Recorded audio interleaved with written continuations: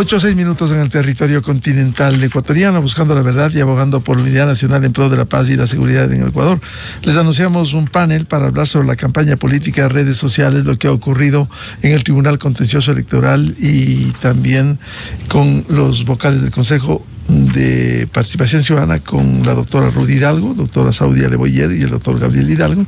Pero antes queremos hablar, si nos permiten, por favor, por este tema de los incendios, rápidamente con el capitán Danilo Parra, del Cuerpo de Bomberos de Quito. Él se encuentra en Nayón. ¿En qué situación se ha logrado sofocar el incendio? ¿Cómo están trabajando y en qué condiciones? Muy buen día.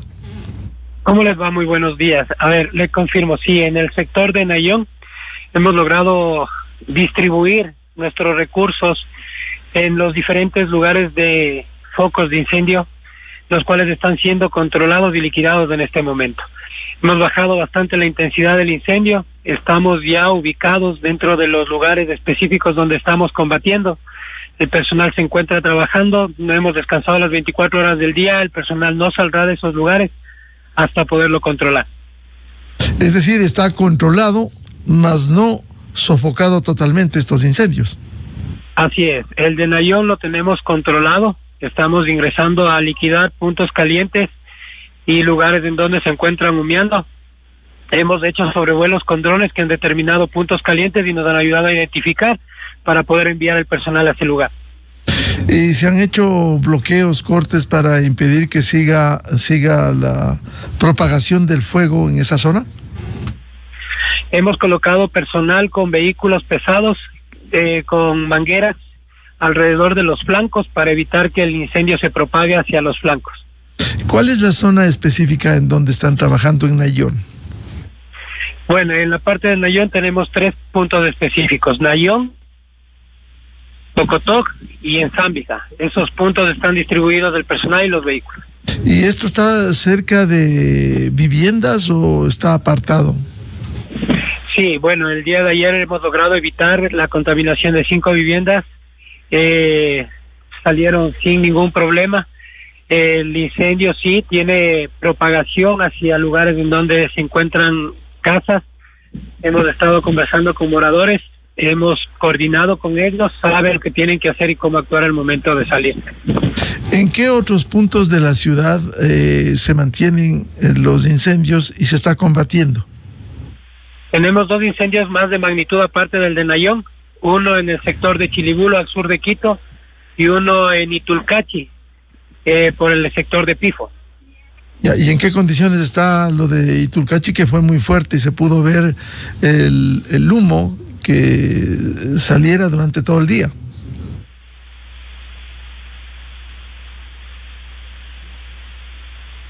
Capitán Parra.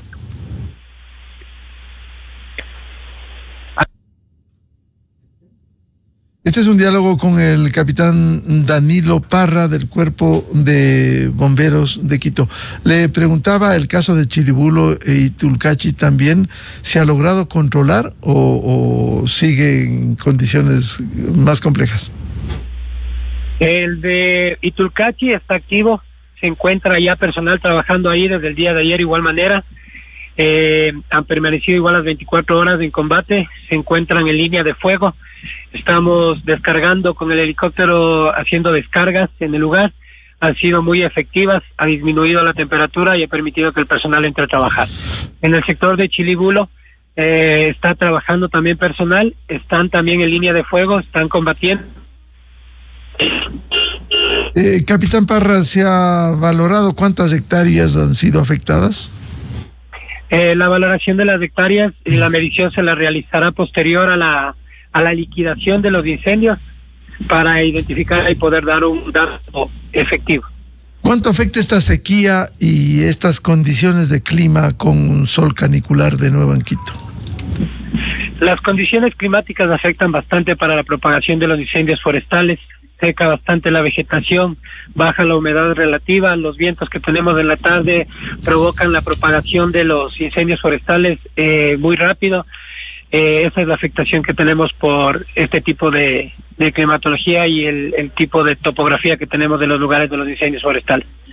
Bien, ¿se aspira a que se sofoque finalmente este día jueves? La verdad, todo el personal y el contingente está dispuesto para trabajar.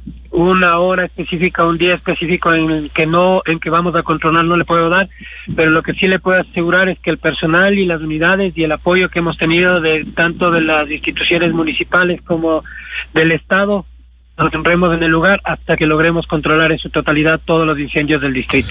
Bien, muchas gracias por atender a la revista de Opinión Democracia al capitán Danilo Parra del Cuerpo de Bomberos de Quito desde Nayón. Muy amable, capitán. Muchas gracias. Bien, 8:11 minutos en el territorio continental ecuatoriano. Queremos dar la bienvenida a quienes invitamos a la revista de Opinión Democracia, a la doctora Rudy Hidalgo, directora ejecutiva de Participación Ciudadana, la doctora Saudia Leboyer, catedrática de la Universidad Andina Simón Bolívar, y el doctor Gabriel Hidalgo, catedrático y politólogo. Tema que queremos poner en análisis: la campaña política próxima. Estamos en un proceso electoral y las redes sociales. Los argumentos han sido, desde la autoridad electoral, que no se puede controlar, con una circunstancia. Esta semana acaba de expedirse un fallo en el Tribunal Contencioso Electoral, en donde se dispone en primera instancia la destitución de vocales del Consejo de Participación Ciudadana que hicieron campaña abierta, incluso patrocinado por un expresidente de la República prófugo que ni siquiera tiene derechos políticos. Él fue proscrito sus derechos políticos por una sentencia condenatoria ejecutoriada, como el caso Sobornos. Sin embargo, se permitió desde la autoridad con el argumento de la debilidad legal. ¿Cómo lograr mejores controles, especialmente en las redes sociales, lo cual ha sido muy difícil? Quiero empezar con la doctora Saudia Leboyer. Muy buen día.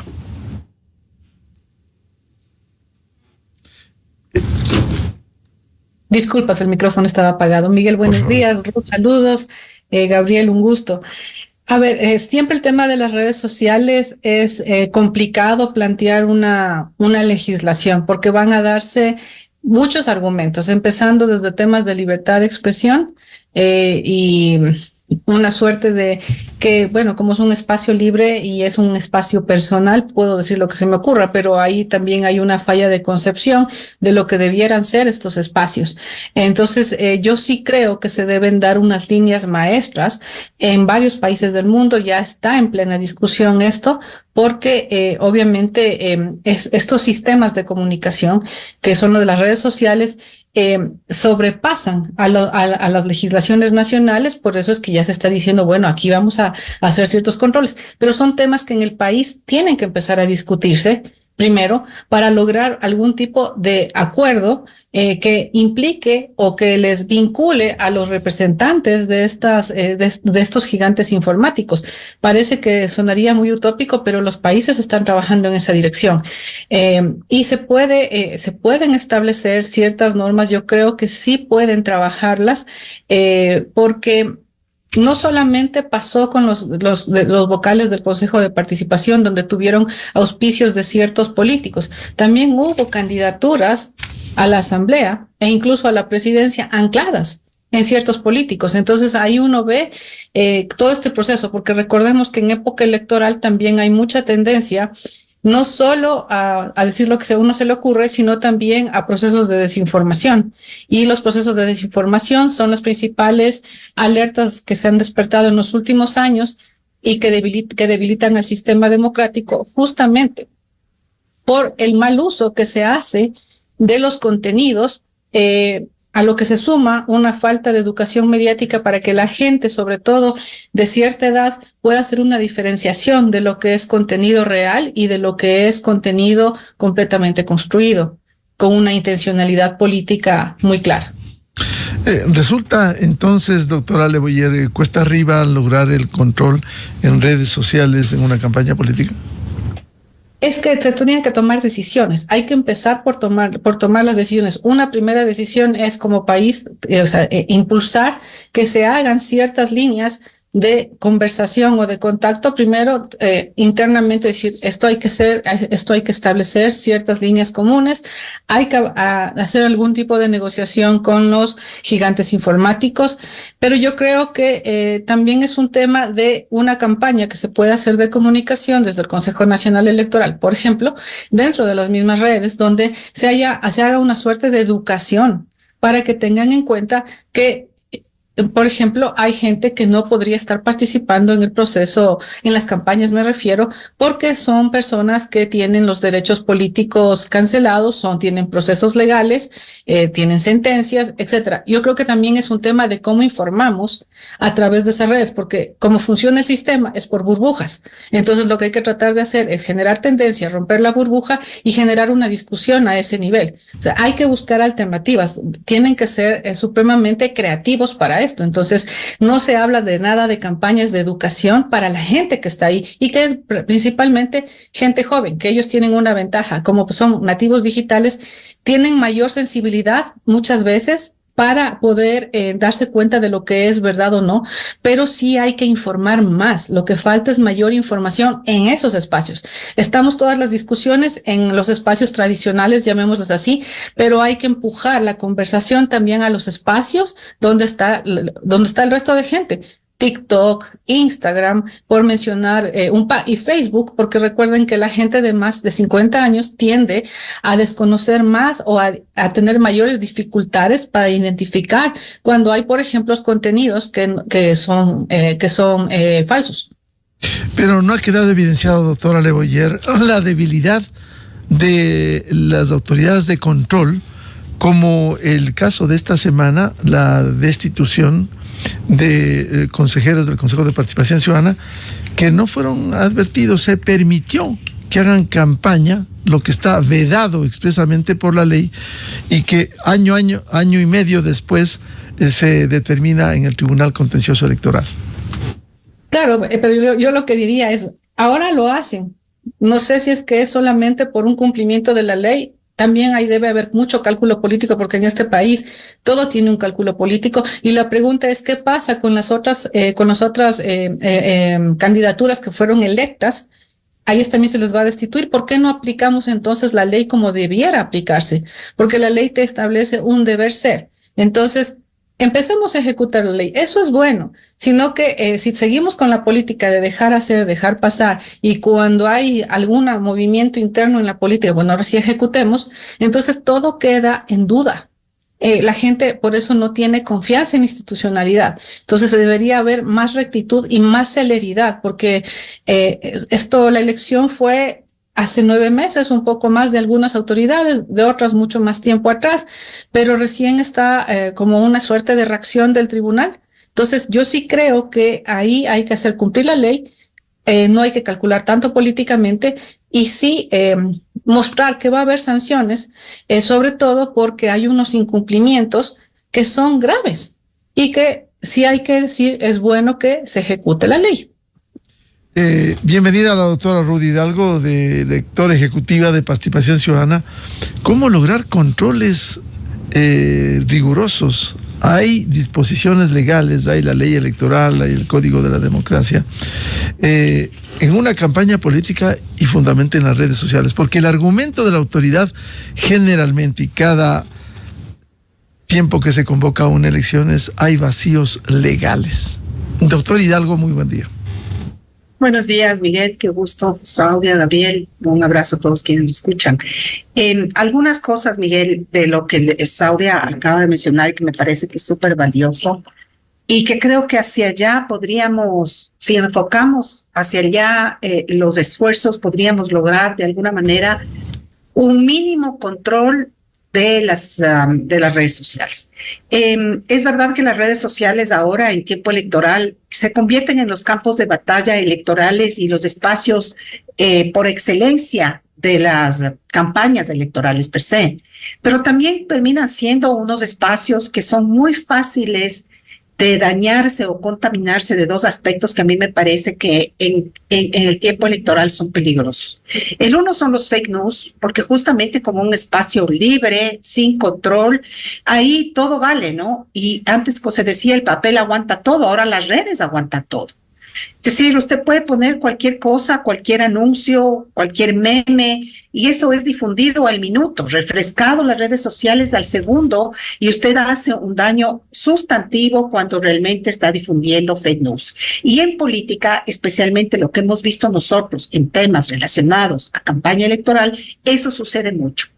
Es el espacio de la desacreditación, es el espacio de la violencia política, y ese es el segundo tema que quería yo poner sobre la mesa. Vamos a ver, estoy segura, porque ya ha pasado todos los procesos electorales, no veo por qué no va a pasar en esta ocasión. Las redes sociales son en esencia espacios violentos, ya no solamente para las mujeres, sino violentos en general, porque la política ecuatoriana se vuelve a través de las redes sociales en una herramienta de ejercer violencia.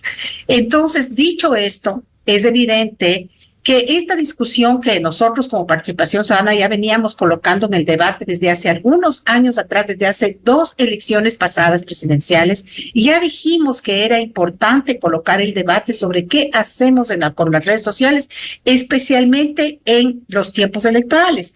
Y una de las conclusiones a las cuales llegamos, Miguel, y yo creo que hay que ponerle cabeza a eso y ponerle esfuerzo, como decía al inicio, es el tema de que le corresponde al Consejo Nacional Electoral iniciar como facilitador y organizador del proceso un acuerdo ético-político. Yo vengo hablando de esto desde hace años, un acuerdo ético-político entre los partidos y movimientos políticos para 2 cosas. 1, evitar que las redes sociales sean un espacio violento. 2, evitar que las redes sociales sean proliferadores de fake news. Y 3, algo importante que es bien difícil, pero que si usted lo hace públicamente en un acuerdo ético-político, se le va a poner interés desde la sociedad civil, y es el hecho de las famosas campañas anticipadas. La muletilla desde hace muchos años, no culpo a este Consejo Nacional Electoral específicamente, pero sí hemos venido escuchando de varios, ¿no es cierto?, de varios consejos nacionales electorales, el hecho de que no hay cómo ¿cómo se llama?, controlar las campañas anticipadas porque hay un vacío legal. Sin embargo, vacío legal o no, se han hecho varias reformas al Código de la Democracia y en ninguna ha estado una propuesta de normativa orientada a la campaña anticipada. De modo que yo creo que este momento está esto en la cancha de la autoridad, por supuesto, en la cancha de los partidos y movimientos políticos para demostrar sus valores, de qué están hechos en términos de patriotismo y en términos de, sobre todo en términos de cumplir la ley. Estamos viendo indicadores importantes, ya no estamos hablando de memoria, es decir, tenemos datos confiables, los monitoreos de participación ciudadana hablan con data confiable y la data levantada de forma profesional, pero también estamos viendo lo que acaba de suceder en estos días y a la luz de lo que usted mencionaba, y es la destitución de estos consejeros, pero justamente el por qué. La razón es el por qué. Porque estando prohibido, hicieron campaña. Estando prohibido, hicieron campaña, y en el momento cuando la autoridad electoral tenía la obligación de al menos mandar un exhorto o de al menos decir, poner un pare a lo que estaba sucediendo, le trasladó la pelota y la responsabilidad al Tribunal Contencioso Electoral, que sí, hoy falla, pero hoy falla después de un tiempo extraordinariamente grande, en donde ya se posesionaron, en donde ya inclusive ejercieron a vista y paciencia de todos nosotros los ciudadanos, sin embargo que ellos violaron la ley, les importó un pepino la ley en ese momento y se identificaron claramente con un partido y movimiento, lo cual está estrictamente prohibido. Por lo tanto, en resumen, Miguel, creo que es importante que la autoridad electoral inicie o realice un acuerdo ético-político a la luz del día, donde todos nosotros podamos ver, y finalmente, si uno de los partidos que se compromete en este acuerdo ético-político no cumple, entonces deberá tener la sanción moral de los ciudadanos, que es la sanción del voto. Pero esto se lo hace a tiempo, porque si no, si todo dejamos para después, y dejamos en manos del contencioso, posiblemente fallará bien el contencioso, pero lo hará extemporáneamente. Entonces, esa es la complejidad que a mi juicio rodea este problema, Miguel. ¿Esta es una demostración de la debilidad de los controles más allá de los vacíos legales, doctora Hidalgo? Yo creo que para controlar estos temas, no solamente eso, el uso de recursos públicos, las campañas anticipadas, el incumplimiento al artículo 219, que nosotros, por ejemplo, también monitoreamos, el tema de la violencia política, todo esto está de alguna manera habilitando o gozando de un ambiente habilitante normativo, porque esto está normado en la ley. Si está normado en la ley, ¿cuál es la pregunta entonces, o cuál es la respuesta más bien para hacer cumplir la ley? Que la autoridad competente tome a cargo realmente y tome la decisión política de controlar adecuadamente, porque lo que está pasando es que estamos normalizando algo que para mí es grave, y es el cumplimiento de la ley electoral. Y la ley electoral es importante porque es la ley más importante que rige durante las elecciones y a la cual tienen que regirse absolutamente todos, gobiernos locales, gobierno central, quienes están participando en la contienda electoral, los candidatos, los partidos. Para eso existe una ley. Entonces no es facultativa. Ahora sucede que es facultativa porque la gente sabe que no puede hacer campaña y sin embargo sale a hacer campaña con los logos, con lo que pasó con estas personas de la Liga Azul, inclusive con fotos con esta persona que está fuera del país, identificando claramente su adhesión a un partido político, lo cual está mal y está en contra de la ley. Entonces, mientras no los políticos, que son los que tienen que cambiar la historia de este país, no se adhieran a la ley, entonces estamos fregados, porque vamos a seguir en un proceso de desinstitucionalización y de descomposición social, porque vamos a empezar a creer que eso es natural, y la verdad eso no lo es, Miguel. Bienvenido al doctor Gabriel Hidalgo, politólogo, catedrático. ¿Cómo lograr mejores controles en una campaña político-electoral, de manera especial en las redes sociales? Se argumenta que hay vacíos legales.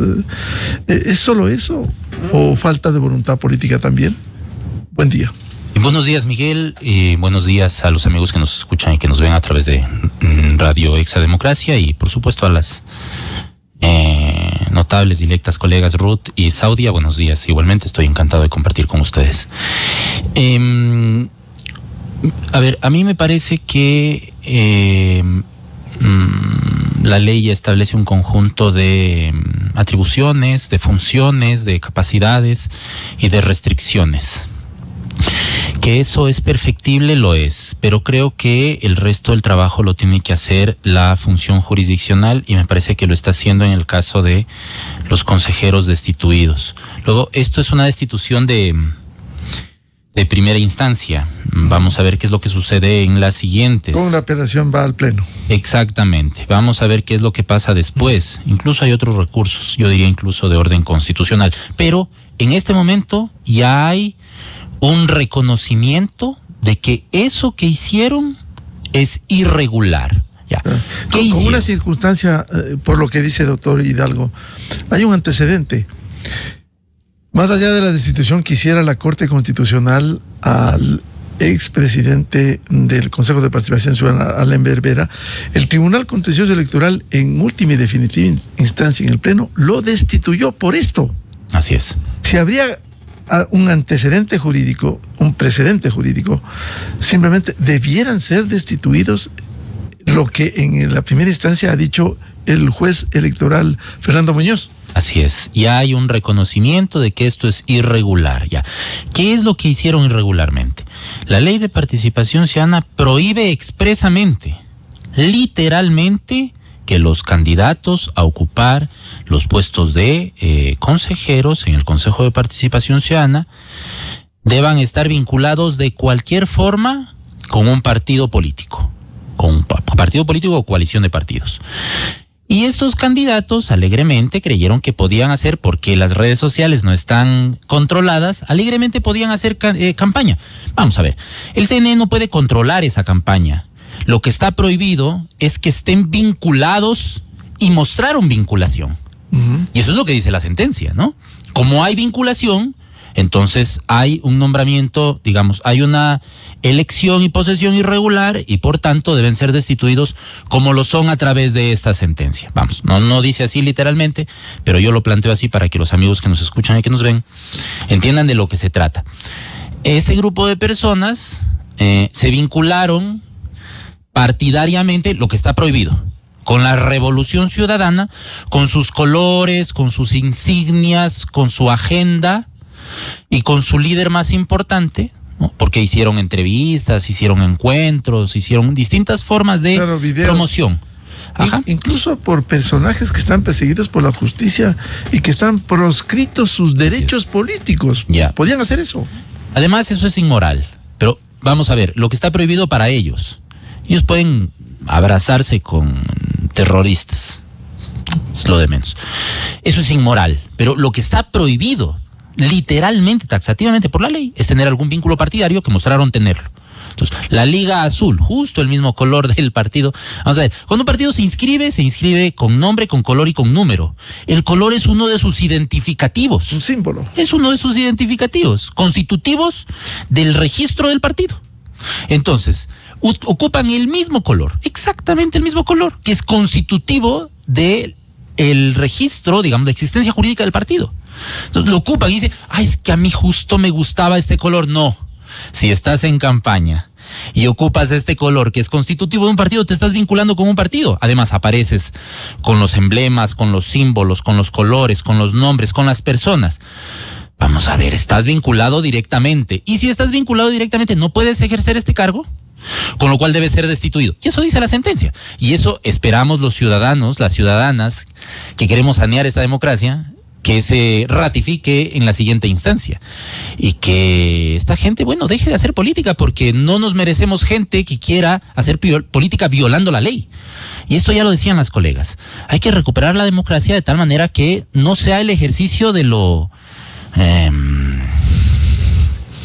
deshonesto, inmoral, irregular, sino que sea dentro del marco de la ley.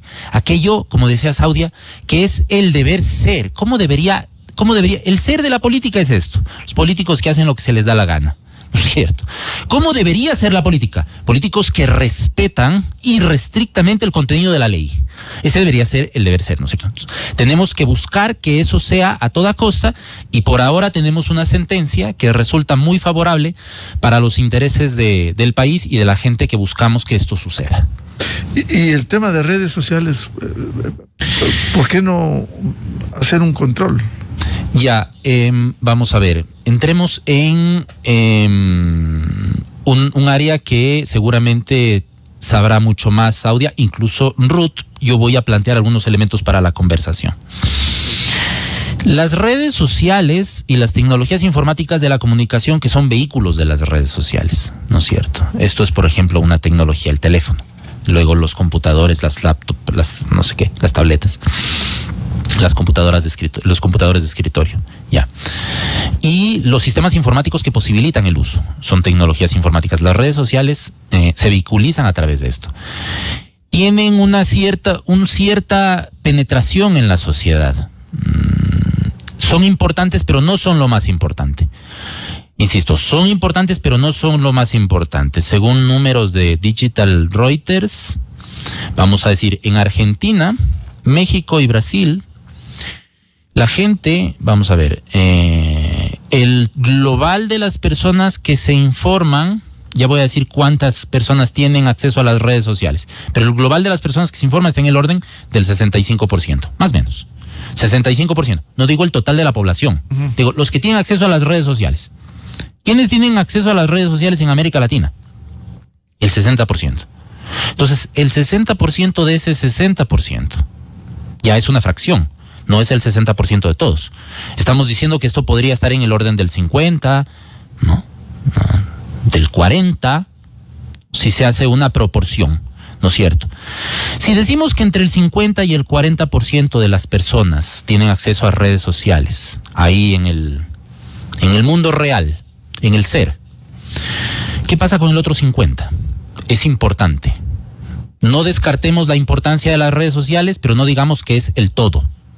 El todo es esto y eso. Son todas las posibilidades del quehacer de la política, incluyendo la política urbana, la política rural, la política según el acceso a los recursos de clase media, de clase alta, de clase media baja, de clase media popular, todos incluidos en el mismo espacio, hacen que el entendimiento de la política sea un fenómeno muy complejo. El entendimiento del voto sea un fenómeno muy complejo. Entonces, nos estamos refiriendo solamente a una fracción que es importante, no es lo más importante, pero es importante, es muy importante, pero no es lo más importante. Ya.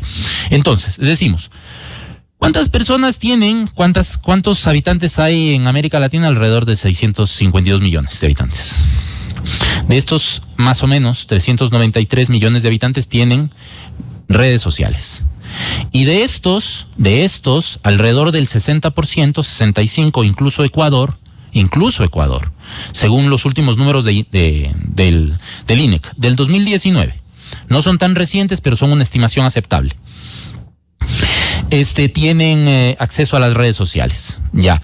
¿Por qué son tan importantes?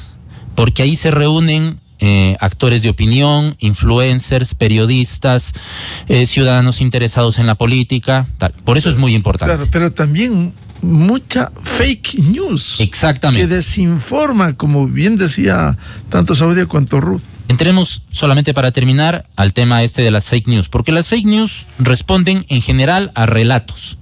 ¿Sí? Fake news no son solamente los memes que se difunden maliciosamente para dañar la honra de alguien, no. Hace unos días, el periodista Roberto Aguilar escribió una nota que puso en llamas, como dicen los amigos politizados del diario Expreso, puso en llamas al correísmo.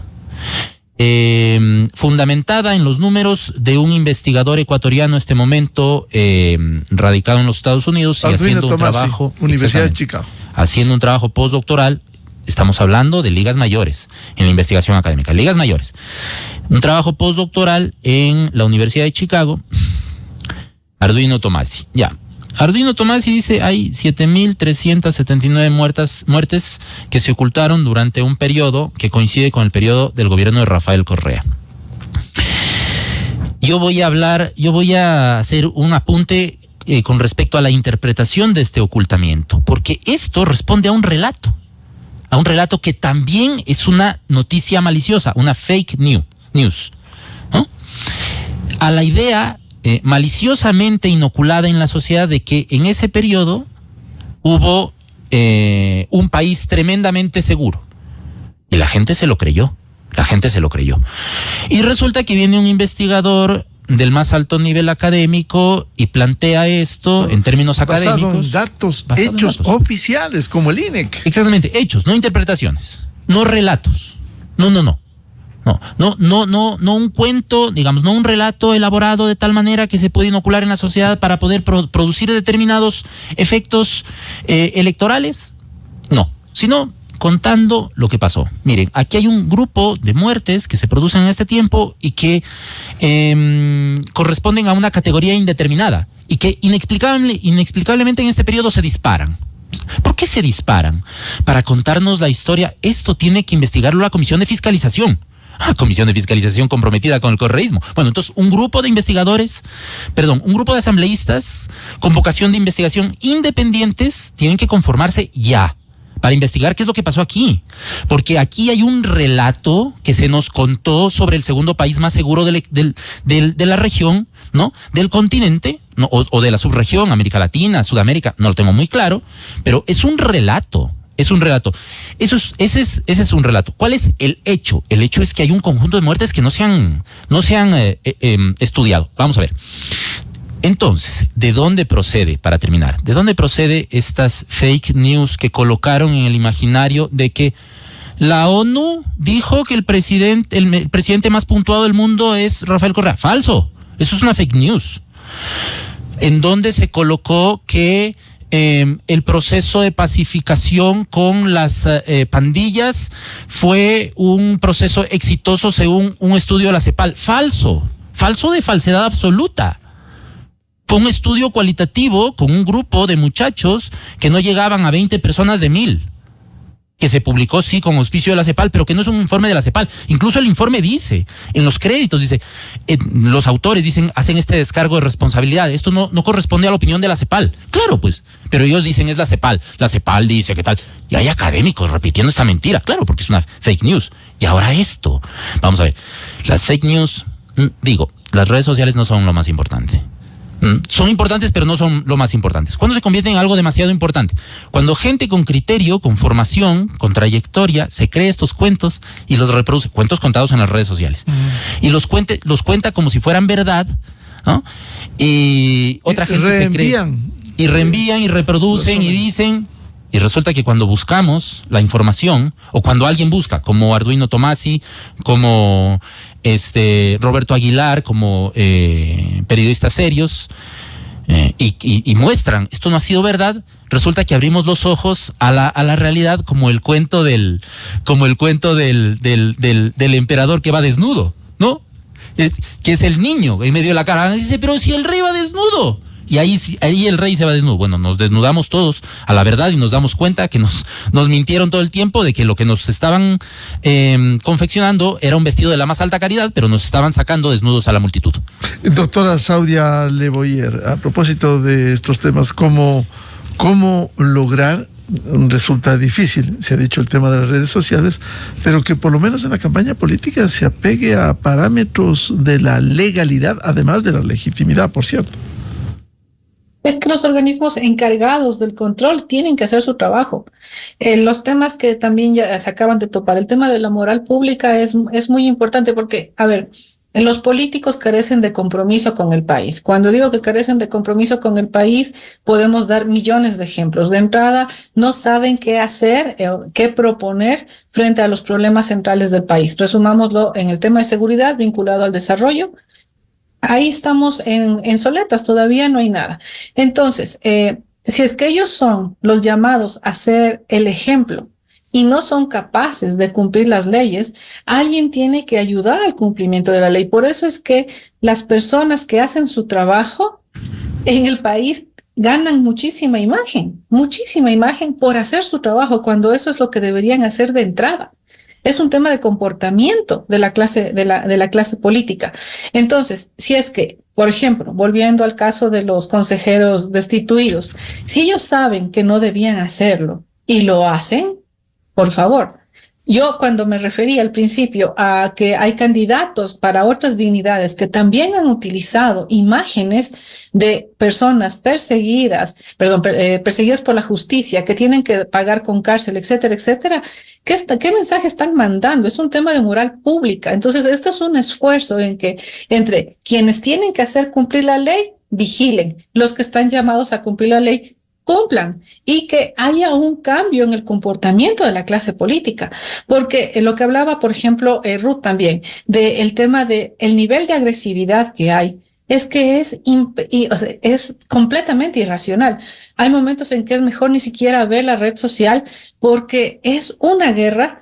Yo sé que las batallas por los relatos, que era lo que nos comentaba hace un momento Gabriel, es parte del juego político, pero no podemos llegar a estos niveles de irracionalidad, que dicho sea de paso, todos sabemos que las redes sociales los amplifican, pero sí se tiene que llegar a puntos intermedios. Por eso es que se habla constantemente de campañas de educación, porque es un tema de tolerancia, de pluralismo, de pensamiento, y todo eso alguien tiene que ir manejando esos temas. Ya sé, trabajamos en burbujas, en las redes sociales, porque solo sigo lo que me interesa y demás, pero hay publicidad paga. O cómo hacen los troll centers, por favor, cómo se hace con las campañas publicitarias, pero ahí es donde el Estado, como Estado, debe invertir por un tema de generar conciencia ciudadana.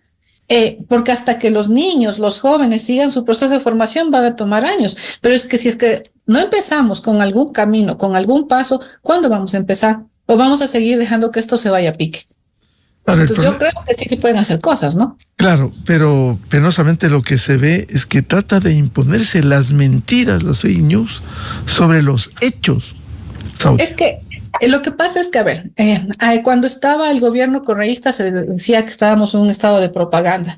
Un estado de propaganda empieza antes de que la cabeza de ese Estado se haya sentado y dura hasta ahora, porque ellos necesitan volver y necesitan volver por las N razones que se conocen, pero en el proceso de volver, recuerda que cuando ellos ya están mucho tiempo fuera, lo voy a decir en otras palabras, en política, aunque sea que hablen mal, pero que hablen, porque eso les mantiene en circulación.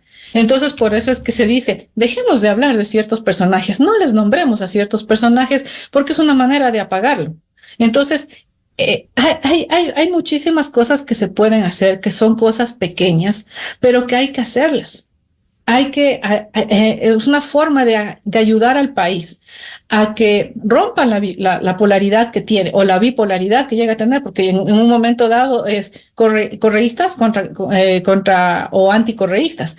Siempre vamos a estar en esa disyuntiva por este problema que hay, porque el relato es fuertemente construido. Ellos tienen muy buenos publicistas, muy buena gente que hace propaganda, son especialistas, han ganado campañas no solo en el Ecuador, han ganado campañas o han participado en campañas en México, en Argentina. Es gente que sabe hacer su trabajo. Pareceríamos que el resto del país somos novatos. Claro. Entonces uno dice, pero ganan campañas, Saudia, en muchos casos con mentiras, instalando la mentira. Es que vuelvo a decir, el tema es el estado de propaganda. ¿Qué es lo que buscaba el estado de propaganda? Imponer un relato, imponer una verdad aunque sea construida. Gabriel habló de un ejemplo, yo puedo dar otro, el 30S. El 30S. Son ficciones que se crean porque es parte de esta batalla del relato. Claro, el día en que se recuperó la democracia, decían. Eso era el 30, o sea, por favor, se dijeron tantas cosas, hubo hasta juicios, terminaron entre muchísimas comillas, perdonando el pago de una sanción de $40 millones, por favor, o sea, que tenemos memoria corta. Entonces, la propaganda funciona así, la propaganda lo que más le interesa a la propaganda es imponer bajo cualquier punto de vista una visión concreta.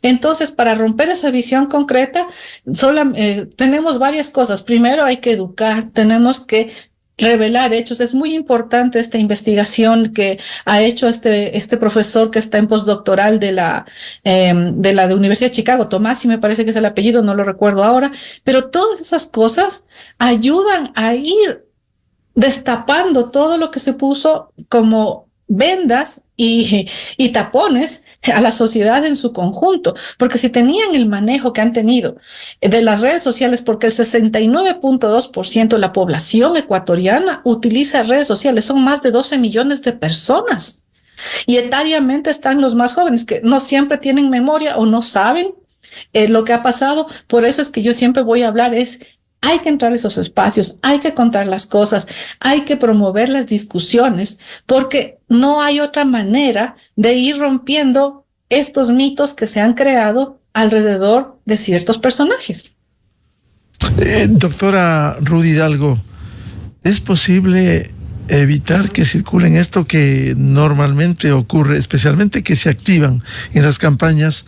Nos recordaba Saudia cómo incluso en otros países han logrado imponer la mentira repetida tantas veces casi como verdad y se instala entre los electores. Lo que pasa, Miguel, es que es complicado desinstalar, digamos, un proceso que fue sostenido, y hay que decirlo así, un proceso sostenido de implantación de la posverdad, ¿no? Estuvimos bastante tiempo y a veces la gente dice, sí, ustedes siguen hablando de lo mismo, pero en realidad el daño o quizá el cambio cualitativo para mal en forma negativa que produjo esta instalación de la posverdad provocó un vaciamiento en la sociedad sobre la crítica constructiva sobre lo verdadero y lo falso. Saudia mencionaba algo que, claro, y cuando ella mencionó lo del 30S, y por eso es que es importante llamar a la memoria histórica de los ciudadanos sobre los hechos que han pasado. Y yo no solamente me acordaba de todo lo del 30S, a mí inmediatamente vino a la memoria, recuerden ustedes, de la Megan. Y total había sido que no había Megan. Sin embargo, la Megan fue utilizada durante tanto tiempo, diría yo, años, inclusive fue una niña entrevistada y la gente hablaba como que existía un personaje en realidad, y era un personaje de ficción. Quizá los estudiosos del marketing político dirán que maestros aquellos que vieron eso, posiblemente, pero eso trasladado al ejercicio de la política produjo un daño importante. Ahora yo hablo de un vaciamiento también. Y yo creo que todo esto no sería posible y no sería dable tan fuerte si es que no tuviéramos un vaciamiento de partidos políticos realmente efectivos y verdaderos.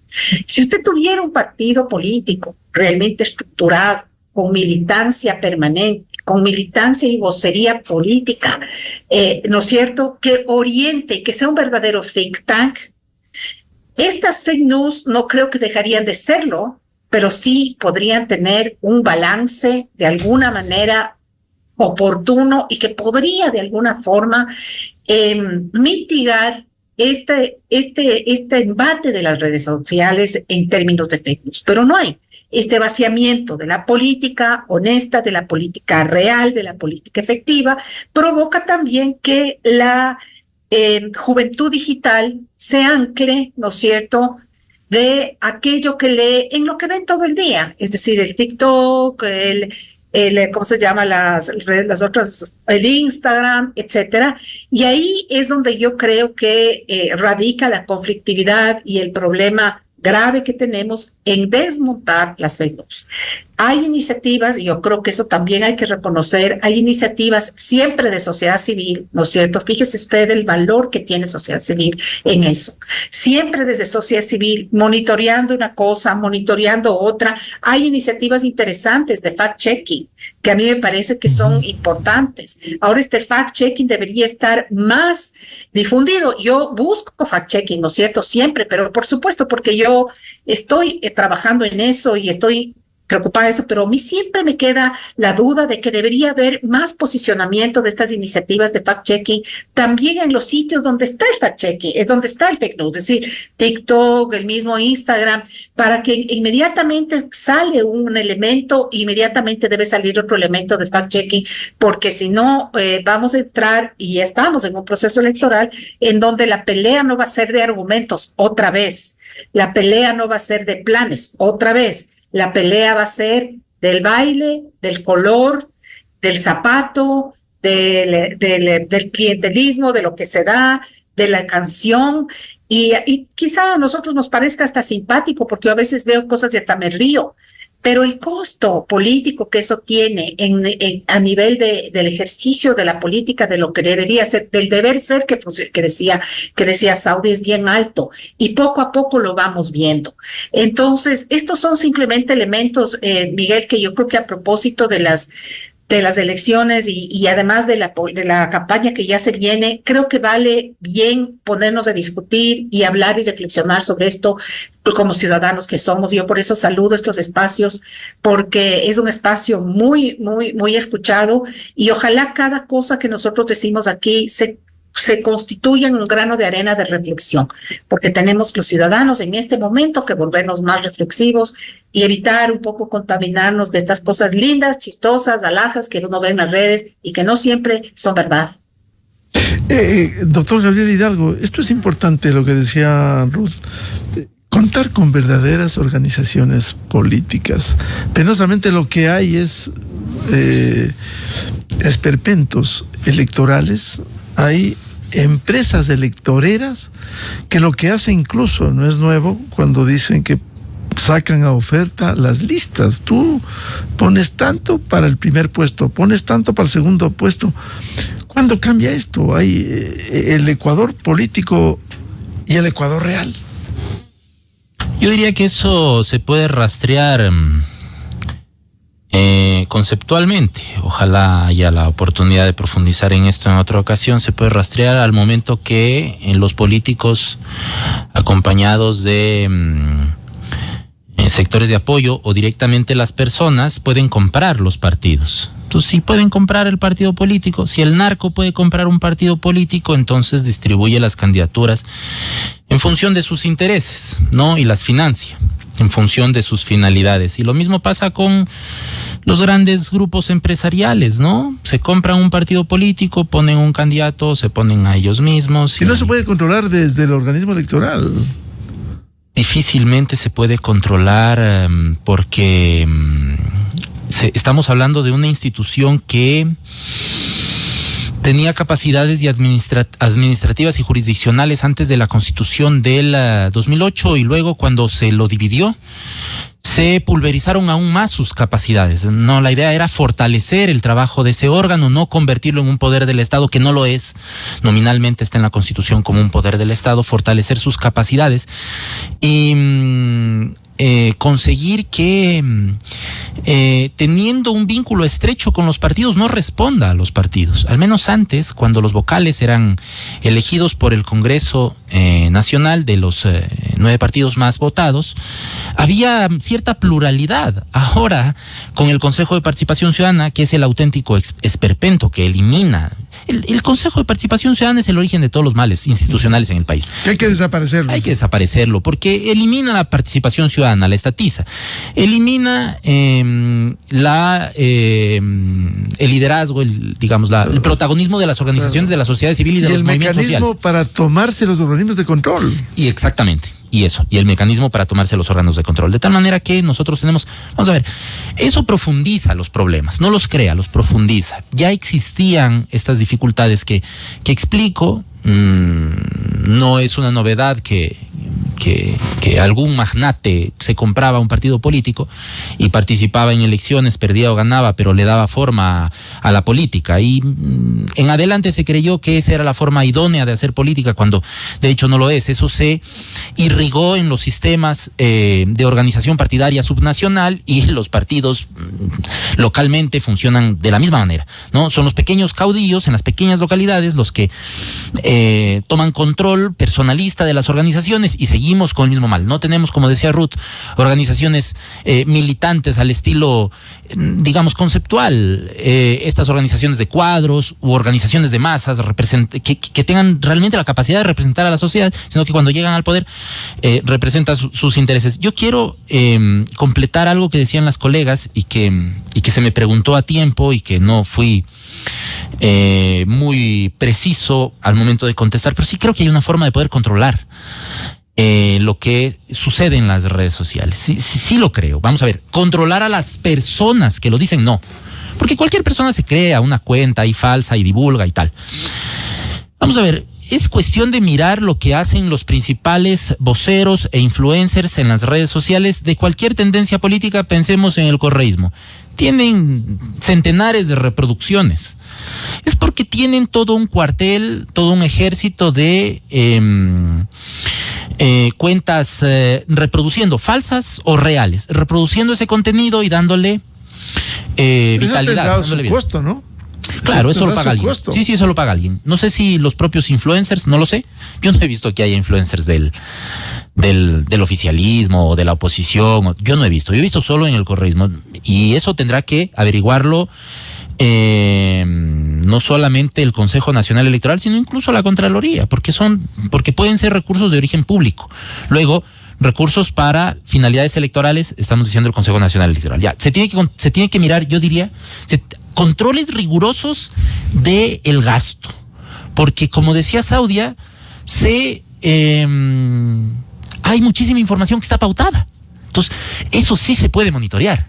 Eso no, ese origen no es incierto. Ese origen alguien lo pagó con una cantidad de dinero y con una cuenta de alguien, además. Segundo, se puede hacer un rastreo de la microsegmentación, es decir, a qué público se está dirigido y qué tipo de mensaje. Tercero, y esto lo decía Ruth, los sistemas de fact-checking, ¿no? Sistemas de verificación de la información que se difunde.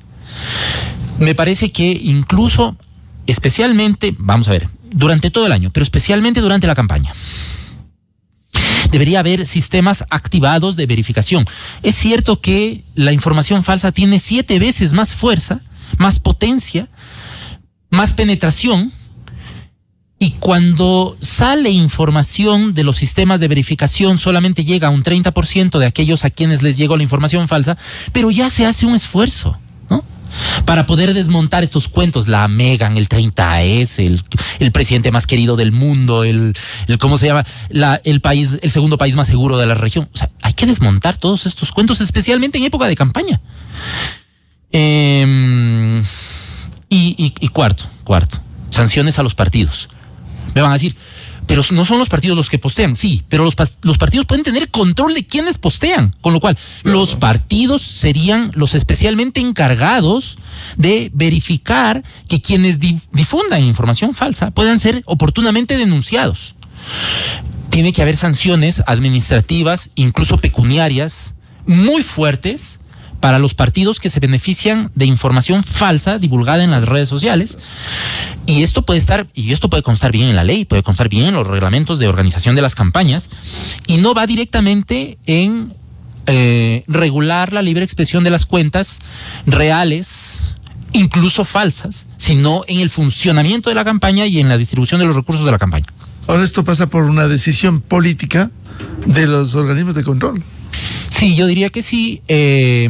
Si son instrumentos administrativos, esto puede expedir un reglamento ya. El Consejo Nacional Electoral puede reunirse al Pleno y expedir regulaciones que permitan, en el marco de la ley, regular este tipo de actividades digitales.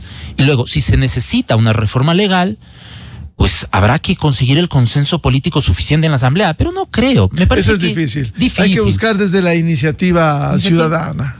Bueno, desde la no van a querer hacer lo que practican. No van a querer hacer. Y pasa otra cosa, Miguel.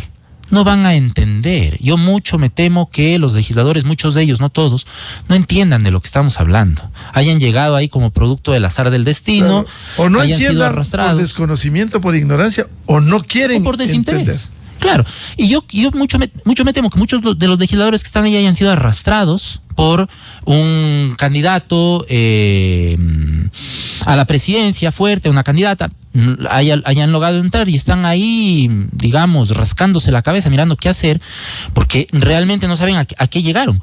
Esto tiene que partir de la sociedad civil, pero es tan amplio el Código de la Democracia, tan amplio, que yo creo que esto sí se puede regular en el marco del Código, en el marco de la ley, con disposiciones administrativas. Veamos si tiene la valentía, los arrestos suficientes el Consejo Nacional Electoral para salir a regular. Pero yo tengo mis dudas, porque sobre esto hay muchos intereses políticos, como decía Saudia, y esos intereses políticos detienen muchas de las necesidades más urgentes en materia de funcionamiento institucional y que repercuten en la realidad social de nuestro país. Un tema importante que hemos querido ilustrar a quienes deberán pronunciarse en las urnas en febrero próximo sobre la campaña política, sobre los controles y las redes sociales. Muchas gracias a la doctora Ruth Hidalgo, directora ejecutiva de Participación Ciudadana, la doctora Saudia Leboyer, catedrática de la Universidad Andina Simón Bolívar, y el doctor Gabriel Hidalgo, politólogo y candidato. Un gusto, Saudia, Ruth y Gabriel. Muchas gracias, Miguel. Saludos, gracias, Saudia, Ruth, encantado. Buen día. Buen día. Con esto cerramos la jornada de entrevistas y debates, la opinión diversa y libre en la revista de Opinión Democracia, este jueves 5 de septiembre. En Exa FM ya viene el show de la papaya, y a los miles de seguidores de la revista de Opinión Democracia les deseamos un feliz jueves a todos. Muy buen día. La revista de Opinión Democracia, buscando la verdad en todas partes. Inicio de espacio promocional y publicitario.